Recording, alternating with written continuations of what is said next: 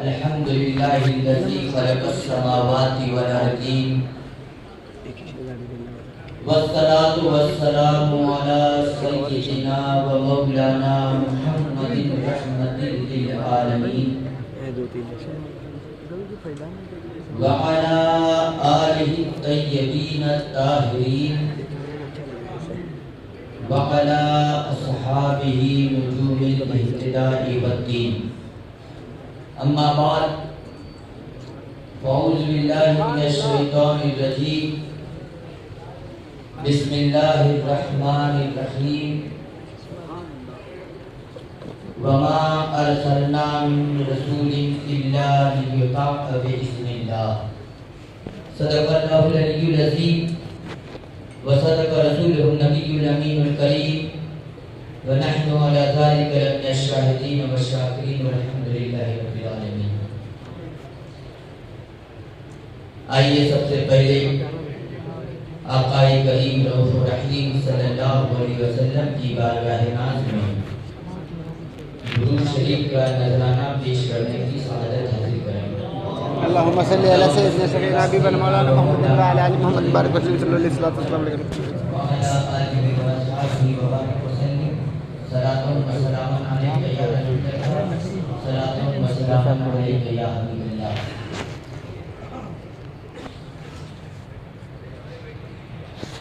رفیقان گرامی، اللہ تبارک و تعالی نے اپنے محبوب رسول صلی اللہ علیہ وسلم کو اس کائنات میں لوگوں کی ہدایت کے لیے مبعوث فرمایا. رسول کی آمد اس لیے ہوتی ہے کہ لوگ ان کی غلامی کریں. ان کا وجود شریعت کی تفسیر ہے. اللہ انہیں مالک احکام بنا کر بھیجتا ہے.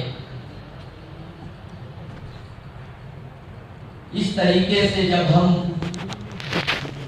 آقا کریم صلی اللہ علیہ وسلم کی سیرت طیبہ کا مطالعہ کرتے ہیں تو اس نتیجے پر پہنچتے ہیں کہ اللہ نے اپنے محبوب صلی اللہ علیہ وسلم کو مالک احکام بنایا ہے. اللہ نے اپنے نبی صلی اللہ علیہ وسلم کو جو عظمت اور رفعت عطا فرمائی وہ آپ کا اپنا خاصہ ہے. کیا آپ نے احادیث نہیں سنی کہ ایک بار حضرت نیار بن عبودہ رضی اللہ تعالی عنہ کھڑے ہو گئے جب میرے آقا نے ارشاد فرمایا عید الاضحیٰ کے خطبے میں کہ عید الاضحیٰ کے دن پہلے ہم نماز ادا کریں گے، اس کے بعد قربانی کریں گے، اور جس نے نماز سے پہلے قربانی کر دی تو وہ محض کھانے کا گوشت ہے. حضرت نیار ابن عبودہ کھڑے ہو جاتے ہیں، عرض کرتے ہیں یا رسول اللہ صلی اللہ علیہ وسلم، میں نے سوچا کہ آج ضیافت کا دن ہے. میں نے عیدگاہ آنے سے پہلے ہی اپنے بکری کی قربانی کر دی، خود بھی گوشت کھایا، گھر والوں کو کھلایا، پڑوسیوں کو بھی بھیج دیا. میرے آقا نے فرمایا وہ محض کھانے کا گوشت. عرض کرتے ہیں یا رسول اللہ صلی اللہ علیہ وسلم، میرے پاس اس وقت صرف 6 مہینے کا ایک بکری کا بچہ ہے. میرے آقا نے فرمایا تم اس کی قربانی کر دو، تمہاری طرف سے ہو جائے. ذرا سوچئے، ان کے علاوہ اگر کوئی قربانی اس بچے کی کرتا تو کبھی نہ ہو، بلکہ وہ خود اگر اگلے سال کریں گے تو ان کی بھی قربانی ہوگی. یہ صرف اسی سال ہوگی، اگلے سال نہیں ہوگی. اور آئیے حضرت صفوان ابن معطل رضی اللہ تعالیٰ عنہ آپ کی اہلیہ آقا کریم صلی اللہ علیہ وسلم کی خدمت میں حاضر ہو گئی. عرض کرتی ہے یا رسول اللہ صلی اللہ علیہ وسلم، آپ کے صحابی صفوان میرے شوہر ہیں، لیکن جب میں نماز پڑھتی ہوں تو وہ مجھے مارتے ہیں. जब रोजा रखती हूँ तो वो तोड़ देते हैं, तोड़वा देते हैं, और फज्र की नमाज वो सूरज निकलने के बाद पढ़ते हैं। ये 3 शिकायतें उन्होंने आका करीम सल्लल्लाहु अलैहि वसल्लम से की। अब सोच रहे होंगे ये तीनों शिकायतें कितनी बड़ी बड़ी हैं। मेरे आका ने हजरत सफवान से पूछा, ऐ सफवान, ये तो कह रही है, क्या ये सही है?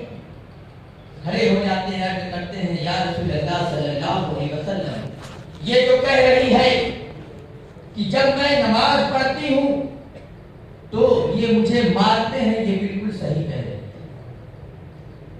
मैं इससे कहता हूँ कि तू छोटी छोटी सूरत पढ़ा कर, लेकिन ये जब पढ़ती है तो बड़ी लंबी लंबी सूरतें पढ़ने लगती है। सूरह बकरा 1 रिकात में, सूरह आले इमरान 2 रिकात में।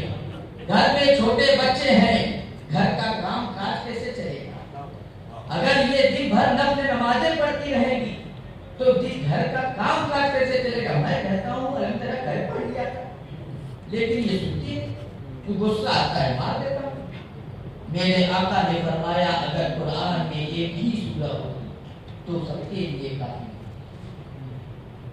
फिर अर्ज करते हैं, या रसूल अल्लाह, ये जो कहती है कि मैं रोजा रखती हूँ तो ये तोड़वा देते हैं, ये भी बिल्कुल सही कहती है। या रसूल अल्लाह, मैं नौजवान आदमी हूँ, मुझे अपनी बीवी की जरूरत होती है, मैं रात के खेतों में काम करता हूँ और वहीं पे सो जाता हूँ, दिन मैं अपने घर आता हूँ, जब आता हूँ तो ये रोजे से होती है, तो इसलिए मैं इसका रोजा तोड़वा देता। तो मेरे आका ने फरमाया कि औरतें अपने शौहर की इजाजत के बगैर रोजा न रखें। आप ये न सोचे कि ये फर्ज रोजा रमजान का है और नमाजें जो है वो फर्ज है, ये नफल है, नफल है। वरना लोग कहने लगेंगे, औरतों को तो एक मजा मिल जाएगा कि चलो अब शौहर से पूछ के न रोजा रखना है। ये जो तीसरी शिकायत कर रही है कि मैं सूरज निकलने के बाद फज्र की नमाज पढ़ता हूँ, ये भी बिल्कुल सही कह रही है। या रसूल अल्लाह, हमारा खानदान मदीने में बड़ा मशहूर व मारूफ है, हम खेती बाड़ी करने वाले लोग हैं, खेत में काम करते हैं और वहीं पर सो जाते हैं, हमें वहां कोई जगाने वाला नहीं होता। थकन इतनी होती है कि जब सूरज की तपिश पड़ती है तो आंख खुलती है तो हम नमाज पढ़ते हैं। मेरे आका ने फरमाया, जब तुम बेदार हो, जब तुम उठो, उसी वक्त नमाज पढ़ लो, तुम्हारी नमाज अदा हो जाएगी। और लोगों ने इसकी तशरीहात इस तरह से लिखी कि सोने वाला माजूर है, जब वो बेदार हो तो बेदार होने के बाद वो नमाज पढ़ ले तो उसको कज़ा करने का बवाल नहीं आएगा उसके सर पे। लेकिन ये बात करेंगे तो फितने का दरवाजा खुल जाएगा और फज्र की नमाज के लिए बेदार होने की कोशिश करेगा। इमाम साहब तन्हा अज़ान देंगे, वही इकामत भी करेंगे, वही जमात भी अकेले करेंगे। क्यों नहीं करेंगे तो तरक्की चिल्लाएंगे। इसलिए फितने का ये दरवाजा खुलेगा। यहाँ पर ये है असल मकसद, ऐ सफवान, अल्लाह ने मुझे मालिक अहकाम बनाया है, उस इख्तियार से मैं ये कहता हूँ कि तू जब बेदार हो तो तू उसी वक्त नमाज पढ़ ले। तेरी नमाज ये जो कज़ा पढ़ रहा है ये अदा की तरह है। ये हजरत सफवान को उन्होंने इख्तियार दे दिया कि सूरज निकलने के बाद तू नमाज पढ़ा कर, तेरी नमाज सूरज निकलने से पहले पढ़ने वाले की तरह अदा मानी जाएगी। सोचिए, और मेरे आका ने ये भी इरशाद फरमाया कि ऐ मेरे सहाबा, अल्लाह ने तुम पर नमाज को फर्ज किया, लेकिन तुम पढ़ोगे कैसे? सलात कहते किसको है? लेकिन जब आप सलात के माना डिक्शनरी में तलाश करेंगे तो उसका माना सलाम पढ़ना, दुरूद पढ़ना, अमन व आशिकी की दुआएं करना, ये सब है। सलात कहते किसको? इसीलिए कुछ लोगों ने कहा मन में कुछ वो कर लो, क्या ध्यान कर लो, यही नमाज। लेकिन नमाज है क्या? मेरे आका ने फरमाया, सल्लू कमा रही तुमूनी तुसल्ली, جیسے مجھ کو نماز پڑھتے دیکھتے ہو ویسے نماز پڑھو تمہاری نماز. یہ وہابی بھی پڑھتے ہیں حدیث, دیوبندی بھی یہ حدیث پڑھتا ہے, لیکن صرف یہی پڑھتے رہے. اس کا اصل معنی یہ ہے کہ اے لوگوں, اللہ نے اپنی عبادت کو میری اطاعت میں چھپا دیا ہے. جس طرح سے میں نماز پڑھتا ہوں اسی طریقے سے پڑھو گے تو اللہ کی عبادت ہوگی, ورنہ اللہ کی عبادت نہیں ہوگی. اب ایک نقطہ یہاں سے یہ بھی کھل گیا, جو لوگ کہتے ہیں کہ نبی کا خیال نماز میں آ جائے معاذ اللہ, تو یہ فلاں فلاں چیز سے وغیرہ وغیرہ اللہ کی بنا ایسے بولتے. اس حدیث سے یہ واضح ہو گیا کہ جب آپ یا صحابہ کرام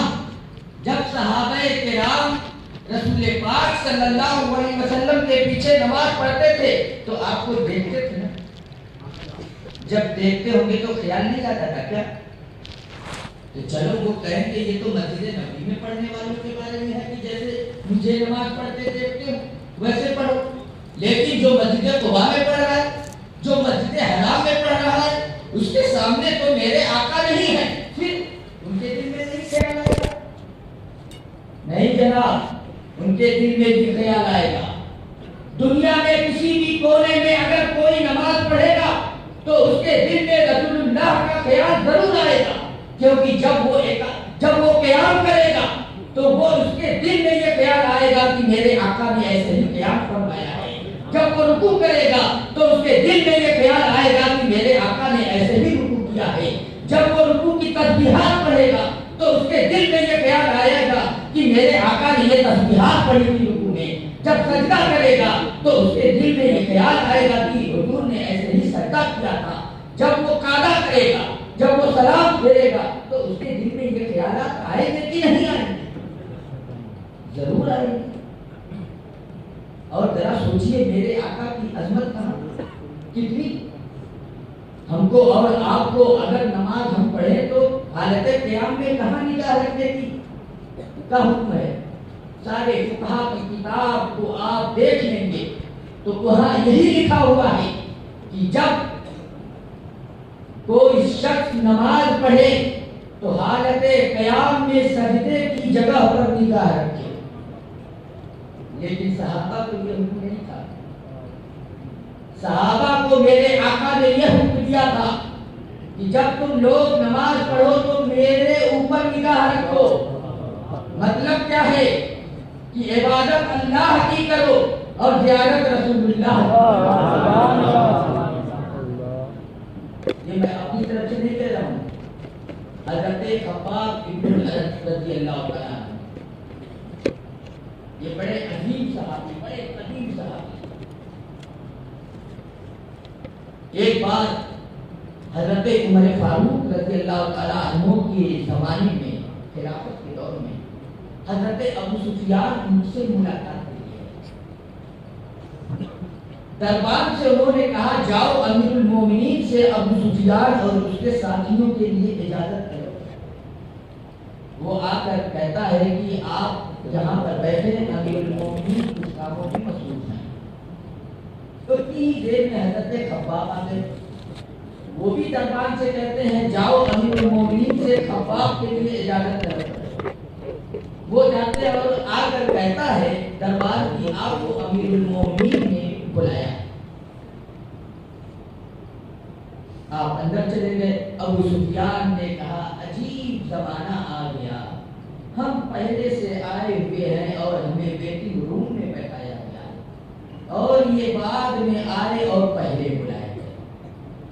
ان کے ساتھیوں میں سے ایک ساتھی نے کہا ابو سفیان ناراض ہونے کی ضرورت نہیں ہے. فارات کی چوٹی سے اسلام نے سب کو ایک ساتھ دعوت دی تھی, لیکن جس نے پہلے قبول کی اس کی دعوت کو اس کو پہلے بلا لیا گیا اور جو اس کی شان و شوکت کا انتظار کرتا رہا اسے انتظار میں بیٹھایا گیا. پھر امیر المومنین کے ہاتھ ملا ہے. انہوں نے دربار سے کہا جاؤ ابو سفیان اس کے ساتھیوں کو بلایا. جب آتے ہیں وہ تو حضرت خباب سے حضرت عمر فرماتے ہیں خباب ذرا اپنی چادر تو ہٹاؤ اپنی پشت سے. جب پشت پہ ان کی نگاہیں پڑتی ہیں تو جگہ جگہ پشت میں گڈھے ہیں, گوشت کا نام و نشان نہیں, ہڈیاں دکھ رہی ہیں. ان جگہوں کو اپنے لب مبارک سے چومتے ہیں اور کہتے ہیں اے خباب یہ کیا ہو گیا تمہیں, اے خباب تم نے اسلام کے لیے کتنی مشقتیں برداشت کی, اے خباب تم نے اسلام کے لیے کتنی قربانیاں پیش کی. ذرا سوچیے صحابہ کرام کی قربانیاں کیا ہیں. آج نا مسلک نشی ہو کے صحابہ کی شان میں گستاخی کر دیتے ہیں اور حضرت امیر معاویہ کو معاذ اللہ جہنمی بھی کر دیتے ہیں, اور اس کے مقابل میں یہ کہتے ہیں اگر ابو طالب مومن نہیں تو دنیا میں کوئی مومن نہیں. ذرا سوچئے کیا حضرت ابو بکر مومن نہیں, کیا حضرت عمر مومن نہیں, کیا حضرت عثمان مومن نہیں, کیا حضرت علی رضی اللہ تعالیٰ عنہ مومن نہیں, حضرت امام حسن امام حسین اشرار مبشرہ ازواج مطہرہ کس کو شمار کیا گیا. لیکن صحیح احادیث قرآن کی آیت اور سیرت سے واقعات یہ سب اس بات پر دلالت کرتے ہیں کہ ابو طالب یہ ایمانی ہے. خود حضرت عباس رضی اللہ تعالیٰ جو حضور کے چچا ہیں وہ عرض کرتے ہیں یا رسول اللہ صلی اللہ علیہ وسلم آپ کے چچا ابو طالب آپ کے لیے لڑ جایا کرتے ہیں, کیا آپ نے انہیں کوئی فائدہ پہنچایا؟ یہ کیوں کہیں گے فائدہ پہنچایا اگر ایمان لاتے تو؟ میرے آقا نے بتایا ہاں وہ جہنم کے سب سے نچلے طبقے میں تھا, اسے میں نے اٹھا کے سب سے اوپر اسے جہنم کا سب سے ہلکا عذاب دیا جائے گا کہ اس کے تلوے پر ایک چنگاری رکھی جائے گی جس سے دماغ کھولتا. اگر ایمان لاتے تو میرے آقا ایسے فرماتے. اور دوسری حدیث حضرت عثمان کی ہے, میرے آقا صلی اللہ علیہ وسلم کی وفات کے بعد بہت سارے صحابہ وسوسے کے شکار ہو گئے. تو اس میں پوری یہ باتیں ہیں, اس میں نجات کا جو طریقہ ہے وہ حضرت ابوبکر فرماتے ہیں میرے آقا نے فرمایا کہ میں نے رسول پاک صلی اللہ علیہ وسلم سے اس سے نجات کا طریقہ پوچھا تو میرے آقا نے فرمایا کہ اس سے نجات کا طریقہ وہ بات ہے جس کو میں نے اپنے چچا ابو طالب پہ پیش کیا اور انہوں نے ٹھکرا دیا. اور ذرا سوچو فتح مکہ کے دن جب حضرت ابو بکر صدیق کے والد بزرگوار حضرت ابو قحافہ عرض کرتے ہیں یا رسول اللہ صلی اللہ علیہ وسلم آج مجھے بہت خوشی ہے کہ میرے والد ایمان لائے, لیکن میرے والد کے ایمان لانے سے کہیں زیادہ خوشی مجھے اس وقت ہوتی جب آپ کے چچا ابو طالب ایمان لے آتے. میرے آقا نے یہ نہیں فرمایا ابو بکر یہ کیا باتیں کر رہے ہو تم, لیکن سوچو اگر وہ مومن نہیں, آج یہ کہا جا رہا وہ مومن نہیں تو دنیا میں کوئی مومن نہیں.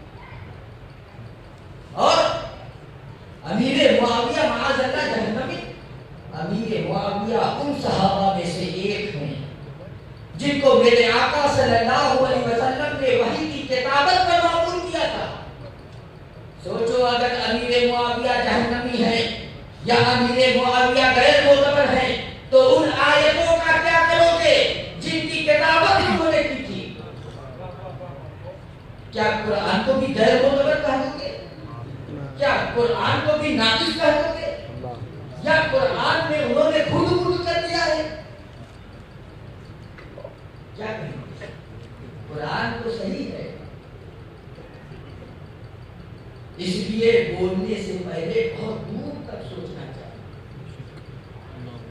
عزیزان ملت اسلامیہ صحابہ کی قربانیاں, آج تو ہم بھینس کی قربانی کرتے انگلی کٹ جاتی ہے تو کتنی تکلیف پہنچتی ہے, کیا کہہ دیتے ہیں اور ڈاکٹر کو ہو جاتے ہیں. لیکن صحابہ کی قربانیاں دیکھیے, اپنے بچوں کو قربان کر رہے ہیں,